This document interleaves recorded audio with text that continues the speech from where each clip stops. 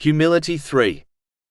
This point is connected to chapter 25 Al-Furqan, verse 63. And the servants of the Most Merciful are those who walk upon the earth easily. The servants of Allah, the Exalted, have understood that anything good they possess is solely because Allah, the Exalted, granted it to them. And any evil they are saved from is because Allah, the Exalted, protected them. Is it not foolish to be proud of something that does not belong to someone? Just like a person does not boast about a sports car, which does not belong to them, Muslims must realize nothing in reality belongs to them. This attitude ensures one remains humble at all times. The humble servants of Allah, the Exalted, fully believe in the narration of the Holy Prophet Muhammad, peace and blessings be upon him, found in Sahih Bukhari, number 5673, which declares that the righteous deeds of a person will not take them to paradise. Only the mercy of Allah, the Exalted, can cause this to occur. This is because every righteous deed is only possible when Allah, the Exalted, provides one with the knowledge, strength, opportunity, and inspiration to perform it. Even the acceptance of the deed is dependent on the mercy of Allah, the Exalted. When one bears this in mind, it saves them from pride and inspires them to adopt humility.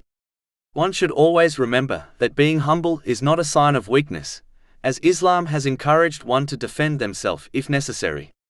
In other words, Islam teaches Muslims to be humble without weakness. In fact, the Holy Prophet Muhammad, peace and blessings be upon him, has confirmed in a narration found in Jami' at-Tirmidhi, number 2029, that whoever humbles themselves before Allah, the Exalted, will be raised by him. So in reality, humility leads to honor in both worlds. One only needs to reflect on the most humble of the creation to understand this fact, namely, the Holy Prophet Muhammad, peace and blessings be upon him. Allah, the Exalted, has clearly ordered people by ordering the Holy Prophet Muhammad, peace and blessings be upon him, to adopt this important quality. Chapter 26 Ash-Shu'ara, verse 215. And lower your wing, i.e., show kindness to those who follow you of the believers. The Holy Prophet Muhammad, peace and blessings be upon him, led a humble life. For example, he happily carried out the domestic duties at home, thereby proving these chores are gender neutral. This is confirmed in Imam Bukhari's Adab al-Mufrad, number 538.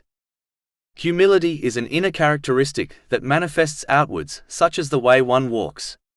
This is discussed in another verse, chapter 31 Luqman, verse 18. And do not turn your cheek in contempt toward people, and do not walk through the earth exultantly. Allah, the Exalted, has made it clear that paradise is for the humble servants who possess no trace of pride. Chapter 28 Al-Qasas, verse 83. That home of the hereafter we assign to those who do not desire exaltedness upon the earth or corruption. And the best outcome is for the righteous. In fact, the Holy Prophet Muhammad, peace and blessings be upon him, has confirmed in a narration found in Jami' at-Tirmidhi, number 1998, that whoever possesses an atom's worth of pride will not enter paradise. Only Allah, the Exalted, has the right to be proud, as He is the creator, sustainer, and owner of the entire universe. It is important to note, pride is when one believes they are superior to others and rejects the truth when it is presented to them, as they dislike accepting the truth when it comes from other than them. This is confirmed in a narration found in Sunan Abu Dawud, number 4092.